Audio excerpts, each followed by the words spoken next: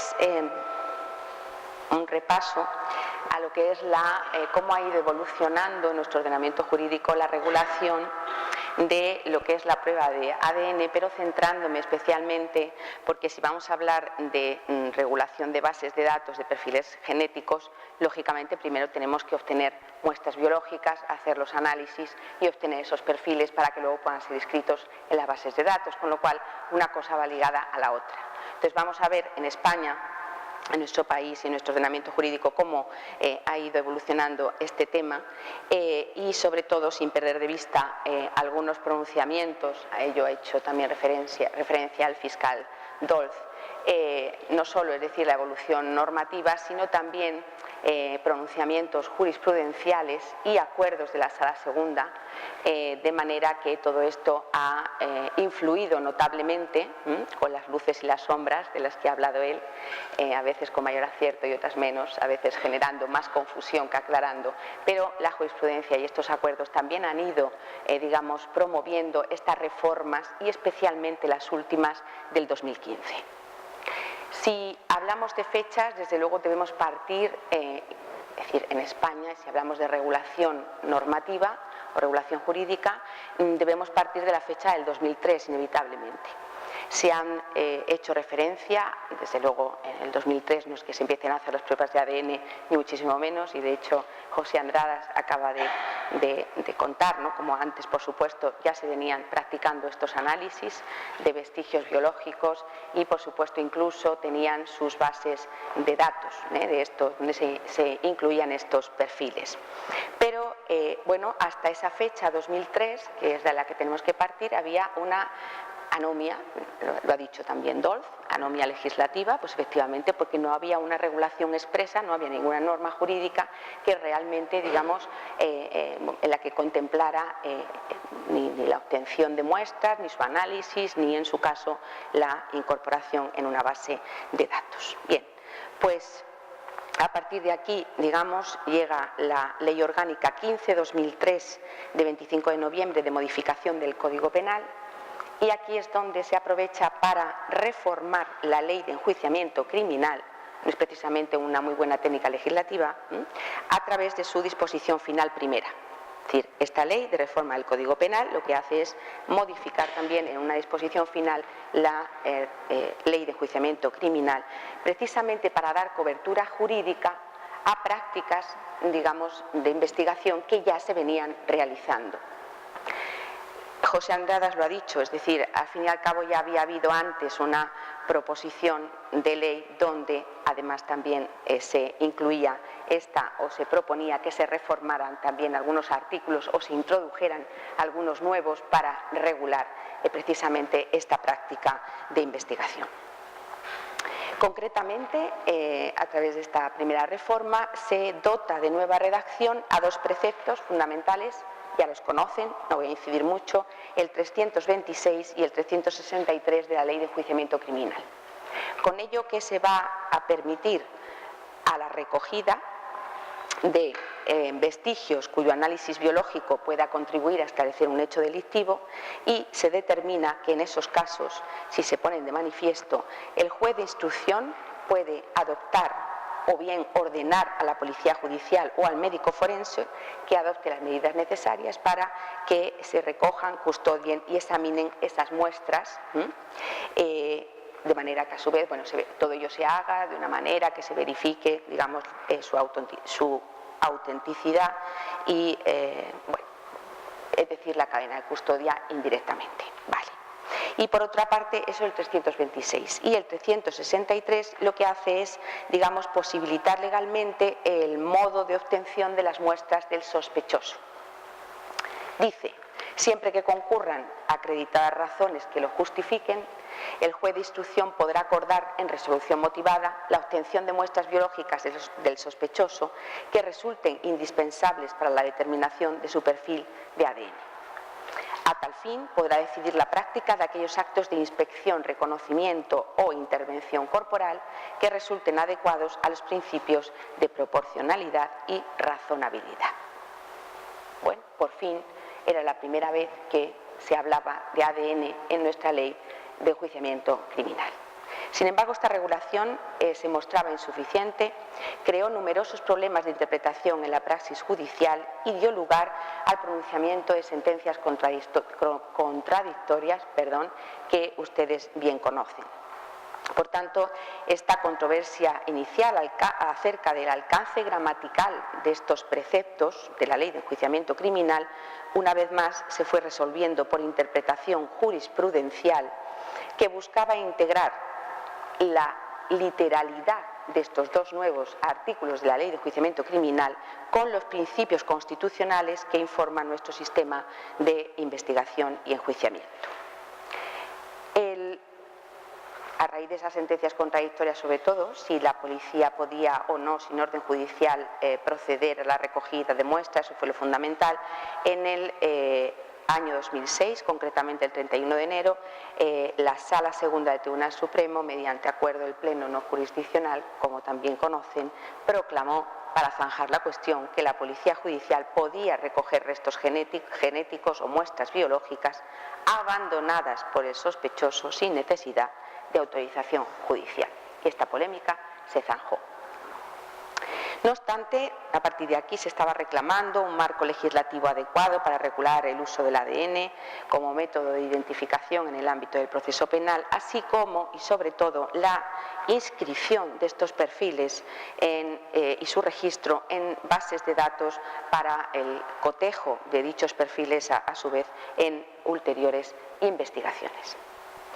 Esta regulación, por fin, se produce con la Ley Orgánica 10/2007, como ven, del 2003, pasamos al 2007. Lo que pasa es que antes ha ocurrido algo fundamental, que es el Tratado de Prüm, y que España, por supuesto, ha ratificado, ¿no? Pero por fin llega en el año 2007 esta Ley Orgánica 10/2007 de 8 de octubre, que viene a regular la base de datos policial sobre identificadores obtenidos a partir del ADN.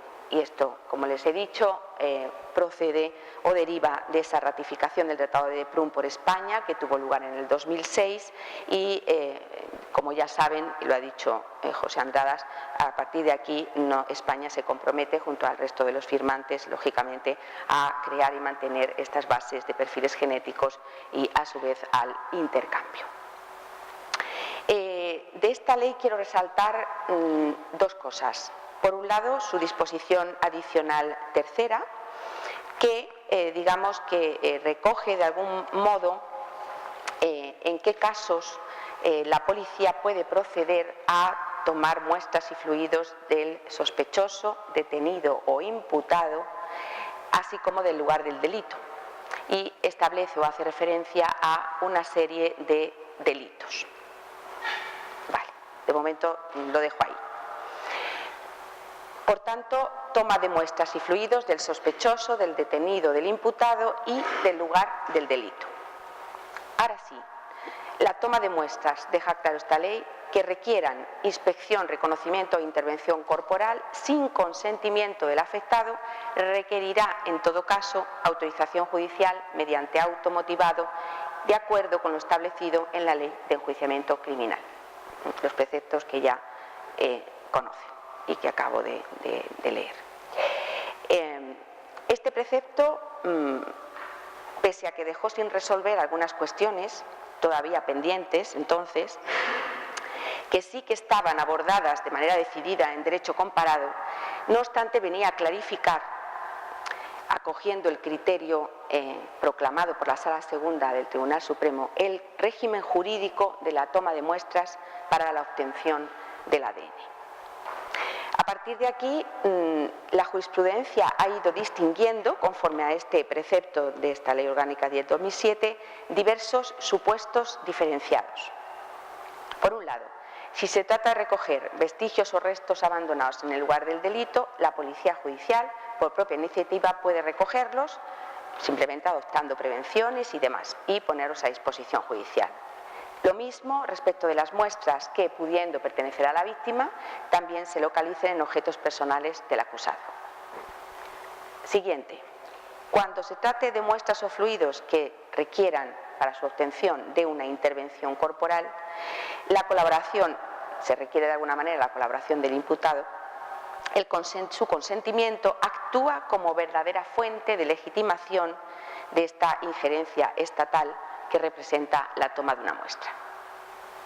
En estos casos, ya se venía diciendo, por ejemplo, 2010, tenemos la ley, 2007, esta sentencia de 2010, se van distinguiendo supuestos, ya se anunciaba que en estos casos, si el imputado se hallare detenido, ese consentimiento, se decía, precisará la asistencia letrada.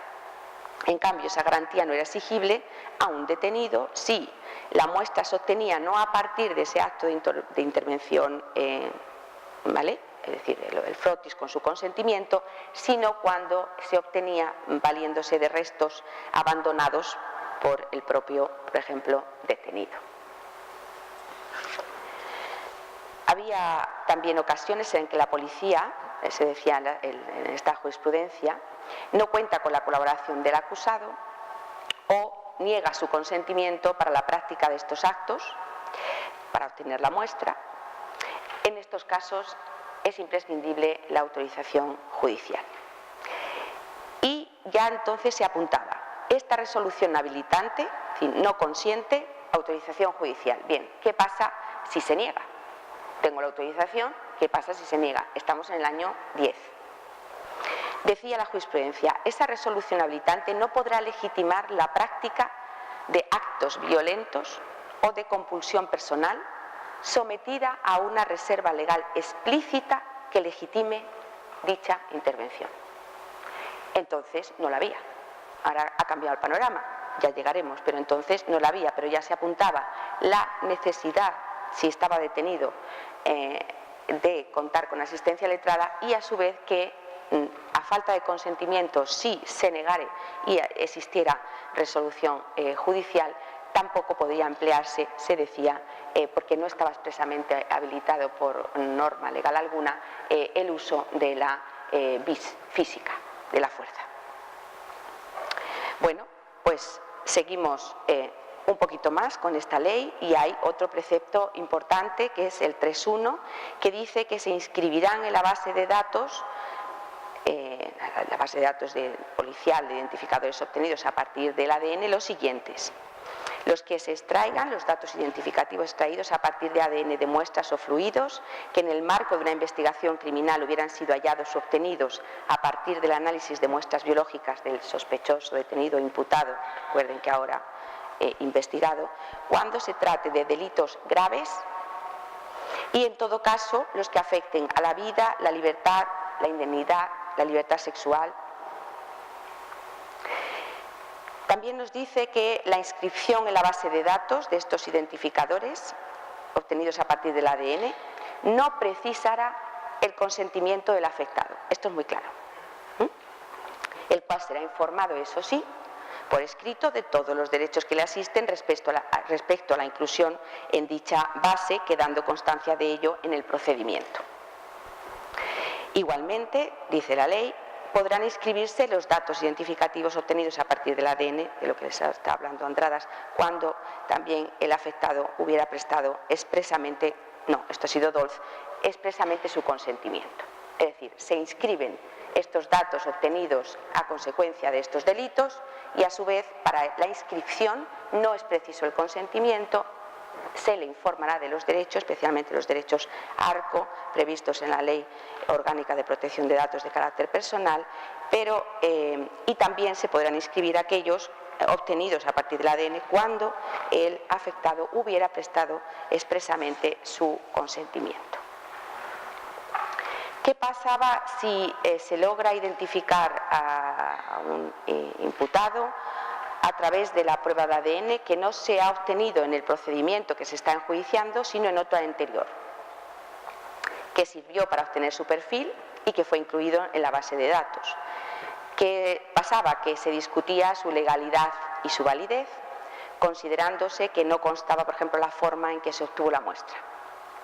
Cuando el cotejo se lleva a cabo, digamos, entre muestras dubitadas que se han revelado, se han recogido en el procedimiento actual y el perfil genético obrante en el fichero obtenido de un procedimiento anterior.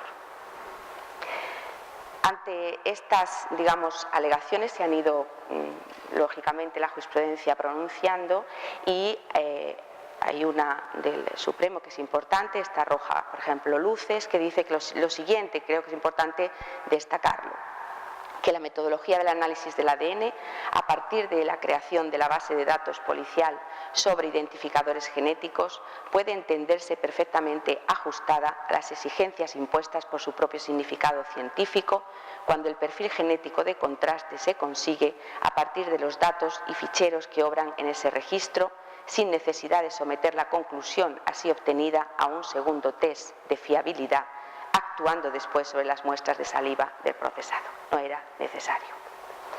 Es obvio que ningún obstáculo puede afirmarse a la práctica convergente de ambos contrastes, sigue diciendo el Supremo, pero también lo es que la identificación genética que obra en la base de datos, puesta en relación con los restos biológicos dubitados, normalmente hallados en el lugar de los hechos, permite ya una conclusión sobre esa coincidencia genética que luego habrá de ser objeto, eso sí, de valoración judicial.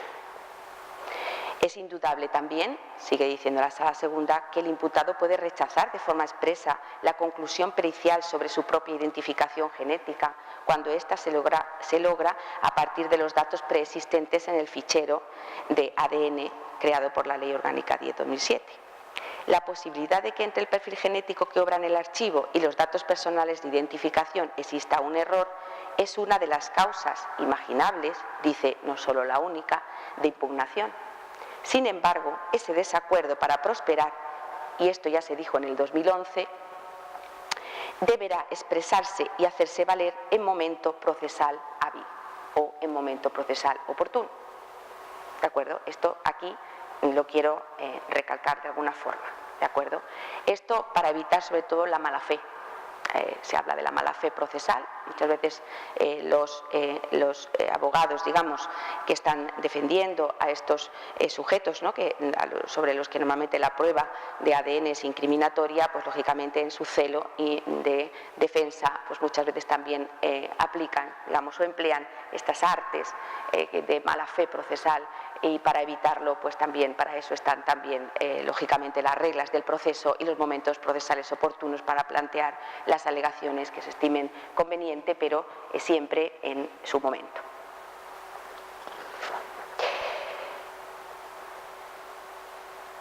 Lo que se persigue, dice el Supremo, es recordar que la destrucción de la presunción iuris tantum que acompaña la información genética que ofrece esa base de datos, dice así lo autorizan la fiabilidad científica de las técnicas de obtención de los perfiles genéticos a partir de muestras de ADN y el régimen jurídico de su acceso, rectificación y cancelación autorizado por la Ley Orgánica 10/2007, solo podrá ser posible mediante la práctica de otras pruebas de contraste que por su propia naturaleza solo serán idóneas durante la instrucción. Se suele poner también en tela de juicio la conservación por la administración de estos datos genéticos, con la independencia de que la resolución final que haya podido recaer en un procedimiento del que trae causa la toma de la muestra, es decir, aunque finalmente no haya recaído condena, imagínense que efectivamente se le toma la muestra al sospechoso, al detenido, que finalmente ha podido ser imputado, pero finalmente declarado absuelto. ¿Qué ocurre con el dato que se incluyó? Y a su vez solo se dice, ¿no?, sin que haya recaído condena y solo con la finalidad de poder usarlo en un futuro para investigar delitos cuya conexión con el propietario del perfil almacenado en principio podría ser o no, y sin que concurran elementos que permitan sostener un pronóstico de reincidencia. Esto normalmente se recurre y la doctrina lo pone en tela de juicio. Para esto es importantísima la sentencia del Tribunal Constitucional 135/2014 de 8 de septiembre que también mencionó Dorff. Y dice lo siguiente: la obtención de los caracteres identificativos del recurrente a partir de análisis de sectores no codificantes de su ADN, esto también hay que destacarlo, se realizó para una finalidad constitucionalmente legítima como es la investigación de un grave delito, en ese caso homicidio y robo con violencia. El derecho a la protección de datos no es ilimitado y aunque la Constitución no le imponga expresamente límites específicos ni remita a los poderes públicos para su determinación, como ha hecho con otros derechos fundamentales, no cabe duda de que han de encontrarlos, esos límites, en los restantes derechos fundamentales y bienes jurídicos constitucionalmente protegidos, pues así lo exige el principio de unidad de la Constitución. Tampoco consta que el perfil haya sido utilizado para una finalidad distinta de aquella para la que se recogió, ni que haya sido objeto de cesión o tratamiento distinto de aquel para el que se obtuvo. Por lo tanto, no se aprecia vulneración del derecho reconocido en el artículo 18.4, en este caso de la Constitución. También se suele denunciar la vulneración de nuevo de un derecho a un proceso con todas las garantías si el recurrente, estando detenido en comisaría, es decir, si consta en el procedimiento que se le hizo un frotis bucal sin que exista constancia de que fuera informado expresamente de la prueba que se iba a practicar y de su finalidad. Para la práctica de esta diligencia no estuvo presente abogado ni tampoco intérprete, pese a que era extranjero, y no se contó tampoco con autorización judicial. Bueno, se entiende por las defensas que la actuación policial, al no mediar un consentimiento eficaz del recurrente ni autorización judicial, esto ha supuesto una vulneración del derecho a su intimidad personal en relación a su vez con sus derecho a la protección de los datos personales. En este sentido, de nuevo, esta sentencia del Tribunal Constitucional de 2014 dice que para que el consentimiento pueda calificarse de eficaz debe ser libre y voluntario y además como precondición de validez debe tratarse de un consentimiento informado. Bien, según se desprende, en el caso que nos ocupa, desciende al caso concreto, que es lo que hay que hacer, el carácter informado del consentimiento es una consecuencia que deriva de la finalidad de la propia diligencia de investigación, es decir, la obtención de una muestra biológica para su posterior análisis pericial de ADN en una investigación criminal. Su fin es obtener información, perfil identificador, que permita esclarecer hechos delictivos pasados o futuros mediante la conservación de los mismos en una base de datos. En este caso, nos decía el Tribunal Constitucional que en su caso la información debía ser proporcionada por los funcionarios de la Policía Judicial y debería abarcar la naturaleza de la intervención que se iba a llevar a cabo, el frotis bucal, y la finalidad perseguida a los efectos de identificación, así como que se va a incluir los datos en el registro policial, la base de datos, con los derechos, lógicamente, que pueda ejercer respecto a esa inclusión en el citado registro. Nos recuerda el Tribunal Constitucional que en aquellos casos en que la ley procesal así lo requiera, no como exigencia genérica para todos los actos de instrucción en que el imputado procesado tenga que estar presente, por tanto, la asistencia letrada únicamente dice es preceptiva. A esto también ha hecho referencia el fiscal Dorz. No facultativa, es decir, no obligatoria. Estamos en el 14. Bueno, días después, precisamente, y enmendando la plana al Tribunal Constitucional, la Sala Segunda del Supremo, si esta sentencia es de 8 de septiembre del 14, el 24 de septiembre celebra un pleno no jurisdiccional y dicta un acuerdo, en principio para rebatir o debatir las siguientes cuestiones. Primero, si la toma de muestras biológicas para la práctica de la prueba de ADN con el consentimiento del imputado necesita la asistencia del letrado cuando éste se encuentre detenido. Primera cuestión. Segunda, ¿es válido el contraste de muestras obtenidas en la causa objeto de enjuiciamiento con los datos que obran en la base de datos policial procedentes de una causa distinta? Y en su caso, sobre todo, si el acusado no ha cuestionado la ilicitud y validez de esos datos y en qué momento. Esto es lo que se plantea y se adopta el acuerdo que ustedes ya conocen y que a partir de aquí unos como suele decirse así, unos en su madre, división de opiniones, unos en su madre y otros en su padre. Bien, unos a favor y otros en contra, ha recibido aplausos, pero también muchas críticas. Queda claro a partir de este acuerdo que se sienta que para practicar esta prueba, es decir, la toma de la muestra, con el consentimiento, necesita asistencia del letrado y dice, o cuando se encuentre detenido, perdón, y en su defecto, autorización judicial. Claro, en defecto del abogado o en defecto del consentimiento, porque la mala redacción es de AUPA, porque a su vez empezar por decir toma biológica de muestras, no hubiera sido más lógico decir la toma de muestras biológicas, pero bueno, la verdad es que la mala redacción y la técnica de este acuerdo, viniendo a su vez o interviniendo el gabinete técnico del Tribunal Supremo, deja mucho que desear y la verdad es que ha sido criticado, en mi opinión, con razón. Bueno, y además, esa es la primera cuestión, ¿vale? Si presta el consentimiento y está detenido, tiene que estar asistido del letrado y, en su defecto, autorización judicial.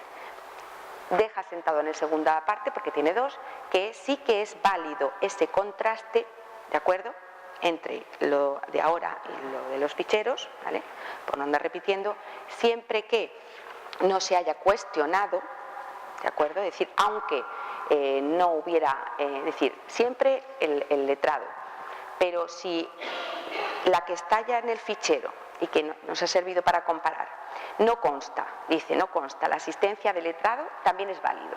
Eso sí, siempre que el acusado, dice, no haya cuestionado sus defensas, la licitud y validez de esos datos en la fase de instrucción, es decir, establece el momento procesal oportuno para, en su caso, alegar y evitar esa mala fe procesal y que ya en el plenario, y cuando usted tuvo oportunidad de decirlo, no lo ha dicho y se ha callado, y ahora usted interesa la nulidad porque es cuando le puede interesar. Y no, tiene usted su momento y, por tanto, no ha lugar en un momento posterior.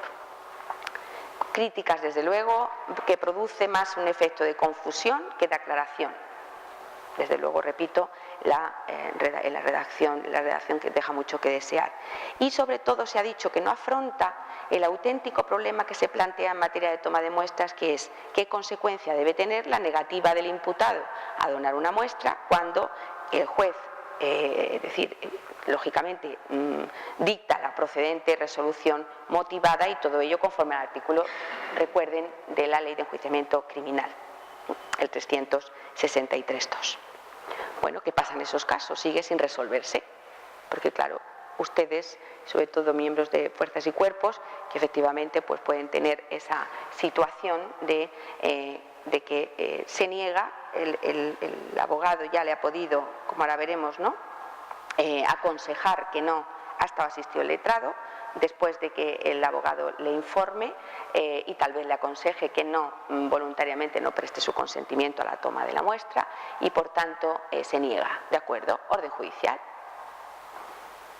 Y si se niega también, pues claro, como no sé quién, Dol, decía, tiene que abrir la boca. Que yo pregunto, ¿no es más fácil? ¿Y la nasal? Esto también se puede hacer, ¿no? El hisopo no se puede por la nariz, no es menos a lo mejor incluso invasivo, y si tengo que emplear la fuerza para abrirle la boca, que directamente le haga así la nariz. Pregunto, no sé. Bueno, luego volveremos a esto. Bueno, esto las críticas, pero también se ha llegado a decir lo siguiente, que este acuerdo se ha dictado como consecuencia de la sentencia del TC, que decía, no hace falta asistencia letrada, y bueno, dicen los que están a favor del acuerdo y lo aplauden. Recoge una doctrina, dice, claro, dice, lógicamente vienen a decir, es lógico que el Supremo enmiende la plana al Tribunal Constitucional, dice, porque hombre, el Tribunal Constitucional en esa sentencia, dice, recoge una doctrina restrictiva y limitativa de los derechos procesales del detenido. Y por tanto, claro, este acuerdo actúa como intérprete de la legalidad. Dicen los que están a favor. Bueno, aunque ese acuerdo, como decía Adolf, se haya acordado, valga la redundancia, en rebeldía, como decía él, bueno, como intérprete de la legalidad, el Supremo ahora interpreta, digamos, al Tribunal Constitucional. Yo tenía entendido que el máximo intérprete es precisamente el Tribunal Constitucional. Bueno, no obstante, este acuerdo está ahí y a su vez luego va a tener también consecuencias, y voy a ir terminando ya. Bueno, se discutía a partir de aquí, por tanto, qué pasaba en los casos de la negativa, si la orden judicial podía o no hacerse efectiva, aún contra la voluntad del imputado, usando para ello los medios coercitivos que fueren necesarios para acceder a la cavidad bucal, en principio, y obtener de ese modo la muestra de saliva que sirva para determinar su perfil genético. Entonces, el problema estaba en se puede, no se puede. Que claro, en otras diligencias ni se plantea. Es decir, si pillan a un delincuente infraganti y lógicamente se va a resistir, por ejemplo, a ser detenido, no pueden las fuerzas y cuerpos emplear fuerza para detenerle, porque digo yo que, vamos, van a ser muy pocos los que hagan así. Es decir, bueno, simplemente lo dejo apuntado. Bueno, pues a partir de aquí esta cuestión ya ha sido por fin abordada recientemente por nuestro ordenamiento jurídico desde dos perspectivas distintas. Por un lado, con la reforma del Código Penal, y que esto sí que es totalmente novedoso, y a su vez con una reforma de la Ley de Enjuiciamiento Criminal. La primera es la del Código Penal, es la 1/2015 de 30 de marzo, y la siguiente en ese mismo año de 5 de octubre, lógicamente ley orgánica. Pues bien, con la del Código Penal, con la reforma, se introduce una nueva consecuencia accesoria derivada de la comisión de hechos delictivos. ¿De acuerdo? El Código Penal establece las consecuencias accesorias y el juez acuerda, con motivo de la condena, pues una serie, a su vez, añadidas accesorias a esa condena por los delitos del Código Penal.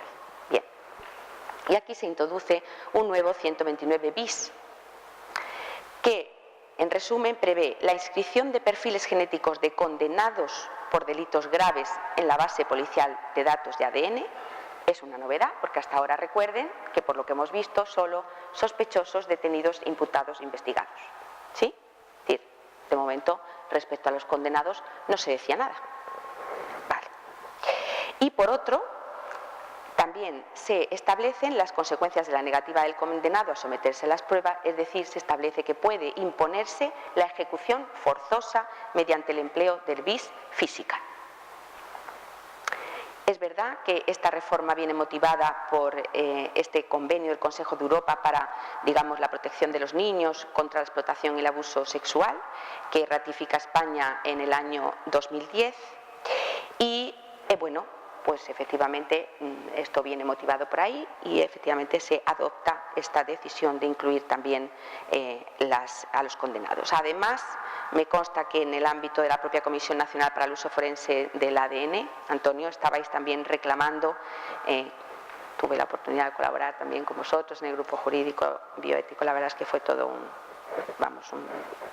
experiencia inolvidable y sobre todo de aprendizaje de vosotros. Se venía reclamando eso, que se ampliara la base de datos, que se inscribieran también perfiles genéticos de condenados, y estabais reclamando, ¿no?, que se reformara, que hubiera una reforma legislativa para aproximarnos a otros países europeos que ya lo vienen haciendo, sin duda, desde hace tiempo además, y solventar así algunos problemas que dificultan el desarrollo, digamos, del sistema de almacenamiento de estos perfiles. Bueno, con ello es posible mantener la inscripción de perfiles de ADN de sospechosos e imputados, y al mismo tiempo se va a incrementar el número de reseñas con los perfiles de los condenados por delitos graves, y esto sin duda va a ofrecer más posibilidades, lógicamente, para alimentar las bases de datos, ¿no?, y se van a fortalecer. Eso sí, bueno, se ha optado por una fórmula restrictiva solo a condenados por delitos, digamos, graves, y a su vez, digamos, cuando concurra una finalidad que lo justifique. Entonces, yo sé que esto va a recibir críticas, ya se está, ¿no?, alguna por la doctrina tanto penal como procesal. Los procesalistas y los penalistas ya están un poco, recibiéndolo con un poquito de, algunos de uñas. Yo creo que en principio está en sintonía con la Ley Orgánica 10/2007, aunque es verdad que yo hubiera sido, decir, voy más allá.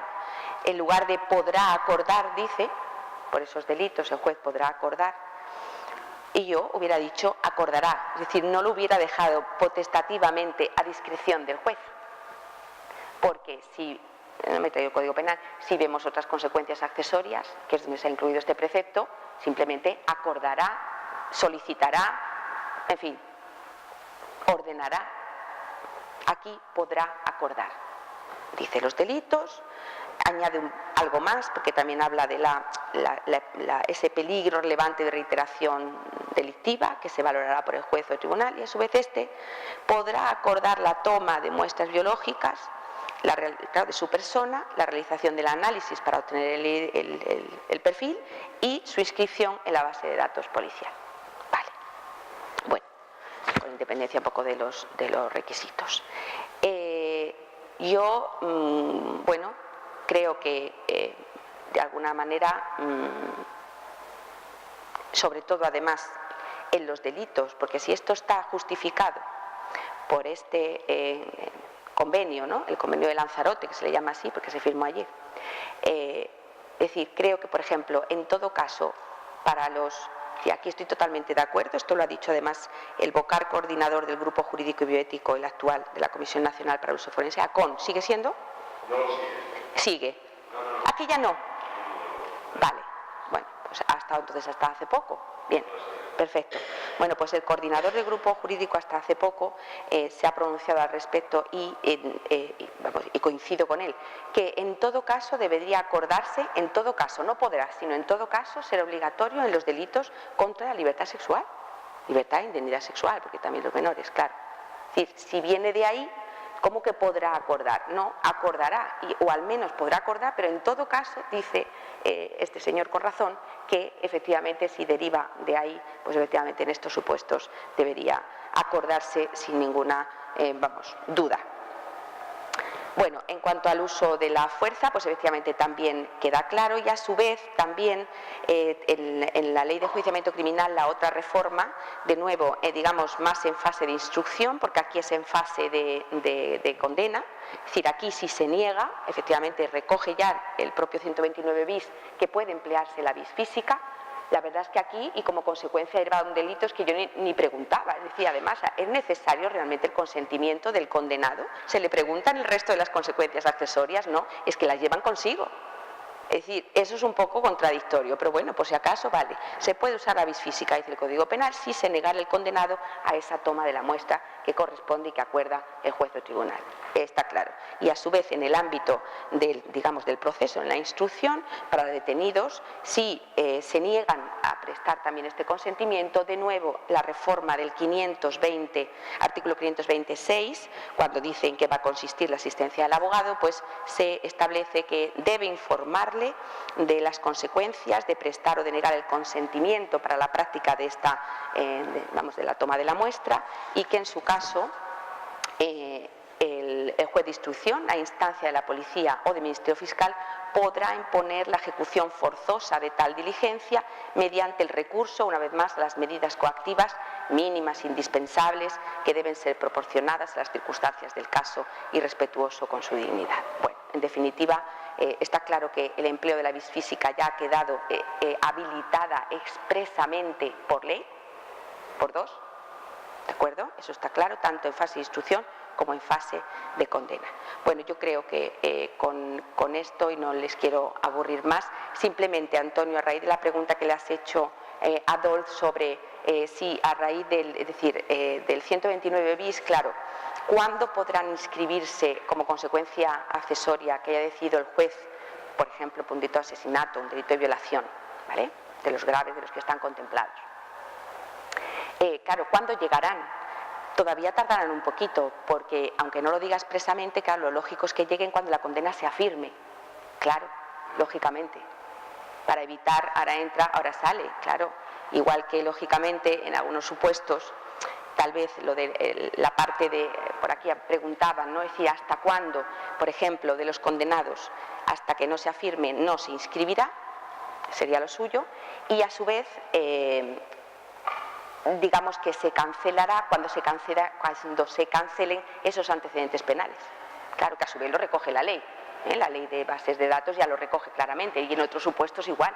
Claro, ¿qué pasa si estando como sospechoso se me ha obtenido, se ha incluido y después finalmente se me llega a imputar incluso formalmente, pero no soy finalmente condenado, soy absuelto, ¿no? Pues entonces la propia ley establece en su artículo 9 los plazos de cancelación. José decía, esto es preocupante porque claro, efectivamente, ¿qué pasa? Se dice que tal vez, y sobre todo con los condenados, debería haber a partir de ahora una relación más estrecha entre el registro central de penados, los datos que constan en el registro central, donde se inscriben todos los antecedentes, lógicamente, y las bases de datos, de manera que efectivamente en el momento en que se cancelen el antecedente penal inmediatamente saltara, es una opinión, saltara en la propia base también, o sea que esa interconexión facilitaría las cosas en los casos de los condenados. Y en el resto, pues efectivamente, llegará un momento que se planteará a lo mejor la duda, entonces claro, o de oficio, pasa que eso es complicado, os complica la labor, claro, en los que gestionáis la base, o bien el propio interesado que siempre tiene su derecho a solicitar, por supuesto, su derecho de cancelación porque efectivamente se dan los requisitos para así hacerlo y entonces el insta, lógicamente, a instancia de parte, solicita en el ejercicio de su derecho de cancelación y ya está. O sea que...